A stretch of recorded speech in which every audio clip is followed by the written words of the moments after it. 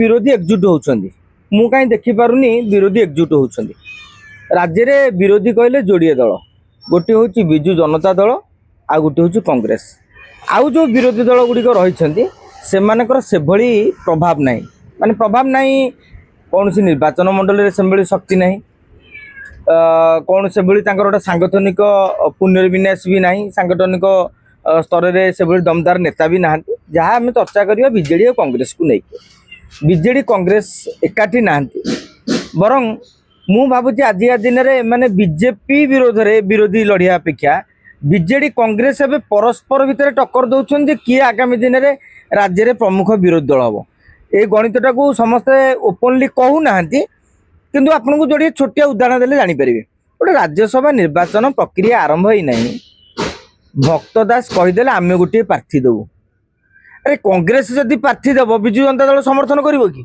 भक्त दास यदि आह्वान देई थांते जे गोटे स्वाधीन प्रार्थी को आमे खोजुचु जहाँ को बीजेडी कांग्रेस समर्थन करि परिबे ताहले आमे सिना जानिबा जे माने बीजेपी को टक्कर देवा पई गोटे बुझावणा भितर को आछुचंदी भितरिया किंतु जेतेबेले एई भली स्टेटमेंट दउछंदी काली बीजेडी तार रणनीति करछु देन देखिबे आपण विधानसभा रे एमाने आइले अनास्था से माने समर्थन कलेनी तेणु बीजेडी कांग्रेस के एकाठी हो पारे यही गणित में कहूँ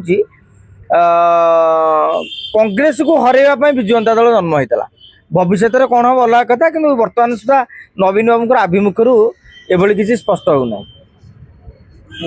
आगु जेहेतु पंचायत निर्वाचन रही भी गोटे नुआ दल ताकू लक्ष्य रखिकी नुआ दल जो मोहम्मद मुकिम ना डिक्लेयर भी गोटे कले सत के मिछ के जना ना किंतु बर्तमान तो सब प्रमुख गणमाध्यम चर्चा जे मुकिम पार्टी डिक्लेयर है ना डिक्लेयर है देखो आमको आम समझ जाने कहुए त्रिस्तरीय पंचायत निर्वाचन किंतु जो माने पंचायत निर्वाचन उपर ज्ञान रखती ताकू आपण कहे जे एटा दुईस्तरीय माने दुईस्तरीय केमती सरपंच समिति सभ्यर निर्वाचन तरीका निर्वाचन स्टाइल अलगा जिला परिषद मानकर निर्वाचन तरीकाटा अलग कहीं जिला परिषदटा आपन को भोट मिलिबो चिन्ह ना रे माने भारतीय जनता पार्टी हो बिजु जनता दल हो कांग्रेस हो माने चिन्ह रे लड़िबे तेणु जो जो जार समर्थक से ऑटोमेटिकली भोट दे दियंती किंतु आपन जे सरपंच समिति सभ्य को जिबे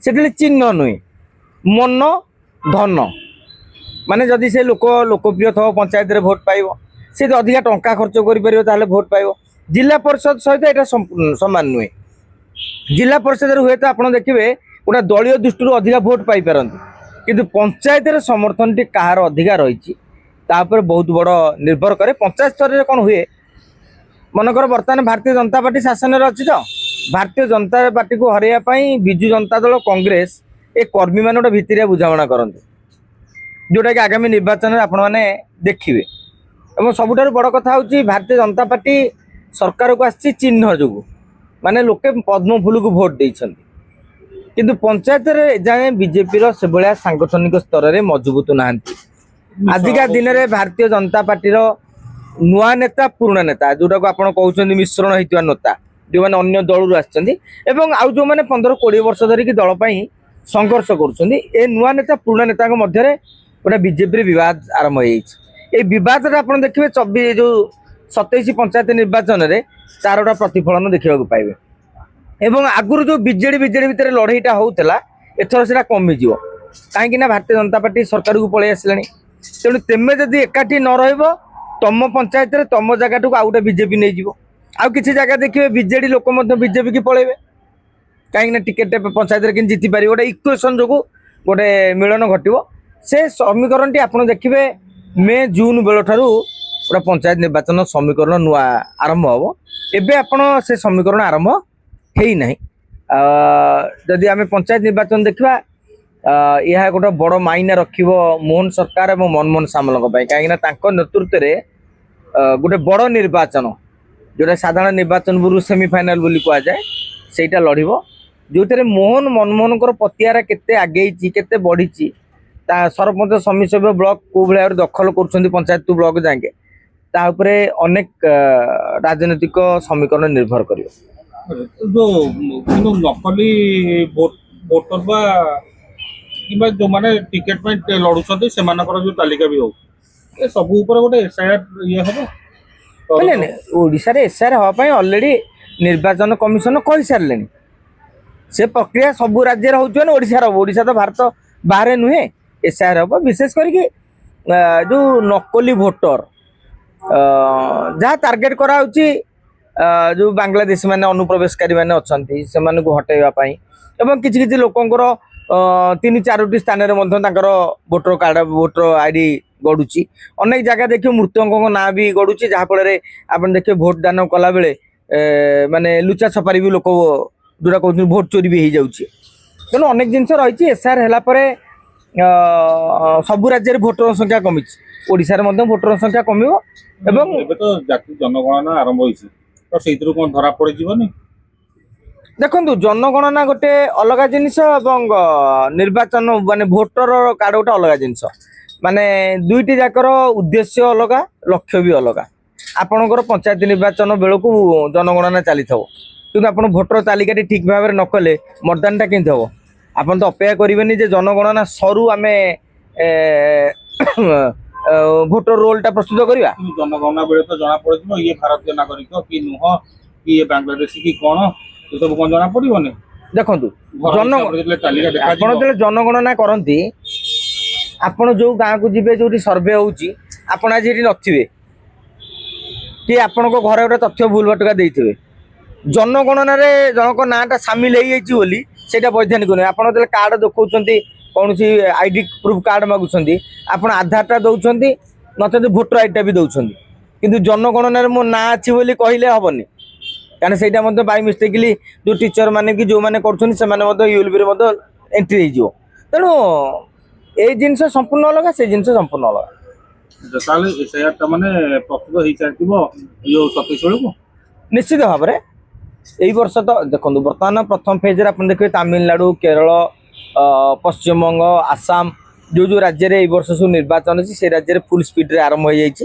ଓଡ଼ିଶାରେ ମଧ୍ୟ ଆରମ୍ଭ ହେଇକି ସେ 2027 ପଞ୍ଚାୟତ ନିର୍ବାଚନ ବେଳକୁ ଆଶା କରାହେଉଛି ସରିଯାଇଥିବ। ଗୋଟେ ଜିନିଷ ଦେଖିଥିବେ ନୂଆପଡ଼ା ଇଲେକ୍ସନ ବେଳକୁ ନୂଆ ଭୋଟର ଆସିଲେ, ନୂଆ ଭୋଟର ତାଲିକା ମଧ୍ୟ ବାହାରିଥିଲା। ସେମିତି ବର୍ତ୍ତମାନ ଯେତେବେଳେ ପଞ୍ଚାୟତ ଇଲେକ୍ସନ ହେବ ତା ପୂର୍ବରୁ ବି ସବୁ ଜାଗାରେ ନୂଆ ଭୋଟର ତାଲିକା ବି ବାହାରିବ। ତେଣୁକରି ସେଗୁଡ଼ାକ ବି ସବୁ ପ୍ରକୃତରେ ସତ କି ଏଗୁଡ଼ିକ ମିଛ କ'ଣ ହେବ ଇଏ ଗୋଟେ ନିହାତି ବଡ଼। ନାଇଁ ଦେଖନ୍ତୁ ଯେଉଁ ଭୋଟର ତାଲିକାକୁ ନୁହେଁ ଯେଉଁମାନେ କହୁଛନ୍ତି ମିଛ ଭୋଟ ବୋଲି ମୁଁ ସେଥିରେ ଏକମତ ନୁହେଁ। କାହିଁକି ନା ଆପଣ ମନେକର ଜାଣିନାହାନ୍ତି ନୂଆପଡ଼ାରେ ଏଇଟା ମିଛ ଭୋଟର କି ସତ ଭୋଟର। ମୁଁ ଯେତେବେଳେ ରାଜନୀତି କରୁଛି ବିଜେଡ଼ି ହେଉ ବିଜେପି ହେଉ କଂଗ୍ରେସରୁ ଆମେ ଜାଣିଛୁ ଯେ ଆମ ବୁଥରେ ଏତିକି ଭୋଟ ଥିଲା ଏବେ 50 ବଢ଼ିଛନ୍ତି। କୋଉଠୁ ବଢ଼ିଛନ୍ତି ଆମେ ଦେଖିଦେବୁ ଏବଂ କହିଦେବୁ ଯେ ଏଇଟା ଭୁଲରେ ଆଡ଼୍ ହେଇଛି। ତେଣୁ ତୁମ ପାଖରେ କମ୍ପ୍ଲେନ୍ କରିବାର ମଧ୍ୟ ସୁଯୋଗ ରହିଛି। କେବଳ ରାଜନୈତିକ ଯେଉଁ ବୟାନବାଜି ପାଇଁ এই ଯେଉଁ ନକଲି ଭୋଟର ତାଲିକା ଏମିତି ସବୁ କୁହାଯାଉଛି କିନ୍ତୁ ଆମର କହିବା କଥା ହେଉଛି ଯେଉଁ ସଚେତନ ଦଳ ଅଛନ୍ତି ସେ ଦଳ ପକ୍ଷରୁ ତାଙ୍କର ଏଜେଣ୍ଟ ତାଙ୍କର ବୁଥ୍ ମେମ୍ବର ତାଙ୍କର ସେଠାକାର ସ୍ଥାନୀୟ ନେତାମାନେ କରୁଛନ୍ତି କ'ଣ? ବର୍ତ୍ତମାନ କିନ୍ତୁ ସ୍ଥିତି ଦେଖିଲେ କ'ଣ ଲାଗୁଛି କାହା ପଲ୍ଲା ଭାରି ରହିଛି ପଞ୍ଚାୟତ ନିର୍ବାଚନ ପାଇଁ? ପଞ୍ଚାୟତ ନିର୍ବାଚନ ପାଇଁ ଆଜିକା ଦିନରେ ଉଭୟ ବିଜେଡ଼ି ଓ ବିଜେପି ମଧ୍ୟରେ ଗୋଟେ କଡ଼ା ଲଢ଼େଇ ହେବ। କାରଣ ନବୀନ ବାବୁଙ୍କର କ୍ରେଜ୍ ରହିଛି ଏବେ ବି ପୁରା ମାନେ ସମ୍ପୂର୍ଣ୍ଣ ଭାବରେ ହଜିଯାଇନି। ପଞ୍ଚାୟତ ଲେଭେଲରେ ସ୍ତରରେ ମଧ୍ୟ ବିଜୁ ଜନତା ଦଳ ଗୋଟେ ସଂଗଠନ ରହିଛି ଏବଂ ସେପଟେ ଆପଣ ଜାଣିଥିବେ ଲୋକମାନେ ଟିକେ ଲୋଭ କରନ୍ତି ପଞ୍ଚାୟତ ସ୍ତର ନେତାମାନେ ଠିକାଦାରୀ କାମକୁ ନେଇକି। ତେଣୁ ସେଥିପାଇଁ ଠିକାଦାରୀ କାମକୁ ନେଇ ଯେଉଁ ଲୋଭ କରନ୍ତି ସେମାନେ ଟିକେ ଭାରତୀୟ ଜନତା ପାର୍ଟି ଆଡ଼କୁ ଆଗଭର ହୋଇପାରନ୍ତି ଏବଂ ପଞ୍ଚାୟତ ନିର୍ବାଚନ ପୁରା ଆପଣ ଦେଖିବେ ଯେଉଁ ବଜେଟ୍ ହେବ ଫେବୃଆରୀ ମାସରେ ନିଶ୍ଚିତ ଭାବରେ ମୋହନ ସରକାର ଗୋଟେ ଯୋଜନା ବି କରିବେ ପଞ୍ଚାୟତ ଭୋଟରମାନଙ୍କୁ ଆକୃଷ୍ଟ କରିବା ପାଇଁ ଯାହାକି ଭାରତୀୟ ଜନତା ପାର୍ଟି ପାଇଁ ସହାୟକ ହେବ। ଗୋଟିଏ ପଥରେ ଶାସନ ଦଳରେ ଅଛି ବିଜେପି, ଏପଟେ ବିଜେଡ଼ି ଶାସନ ଦଳରେ ନଥିଲେ ମଧ୍ୟ ପଞ୍ଚାୟତରେ ମଜବୁତ ଅଛି। ତେଣୁ ଲଢ଼େଇ ଗୋଟେ ଜମାଣିଆ ହେବ। ଆଜିକା ଦିନେ ମୁଁ ଆପଣଙ୍କୁ ଯେଉଁ କହିଲି ଜୁନ୍ ଜୁଲାଇ ବେଳକୁ ଗୋଟେ ମାହୋଲ ସୃଷ୍ଟି ହେବ।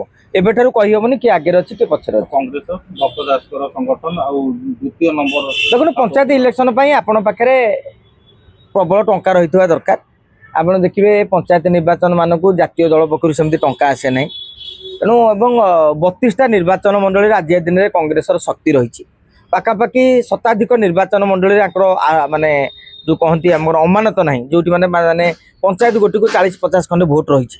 ତେଣୁ ଭାବୁନି ଯେ କଂଗ୍ରେସ ଗୋଟେ ବଡ଼ ପ୍ରଭାବ ପକାଇ ପାରିବ।